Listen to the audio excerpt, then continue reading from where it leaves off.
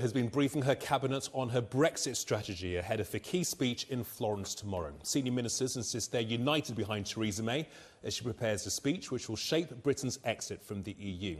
But the EU's chief Brexit negotiator, Michel Barnier, has said this afternoon that he's asking himself why there is still major uncertainty on each of the key issues of the first phase of the talk. Well, let's talk to the pro-Brexit Conservative MP, Peter Bone. Mr Bone, many thanks indeed for joining us this afternoon. So the Prime Minister is due to make a very important speech tomorrow. What do you hope to get out of that speech?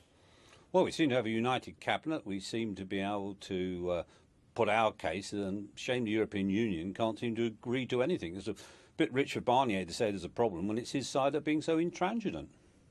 Talk tomorrow about a 2-year Brexit transitional deal. The Prime Minister is saying that the United Kingdom will pay our dues. Are you happy with those comments?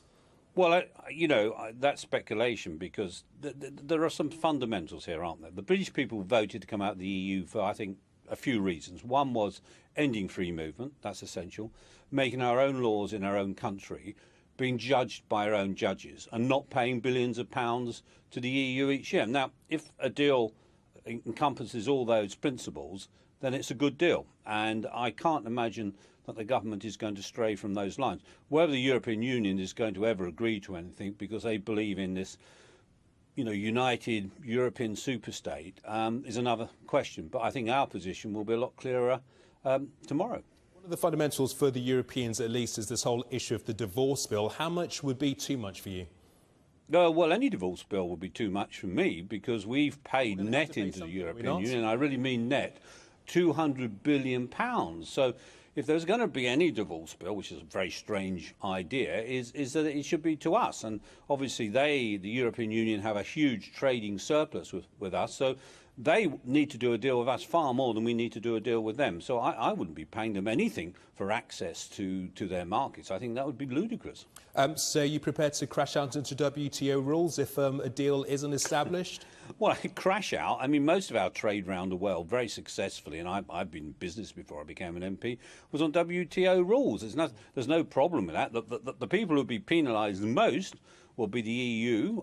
We would not be penalised in any way the same way. And in fact, because of the devaluation of the pound, our exporters are hugely better off.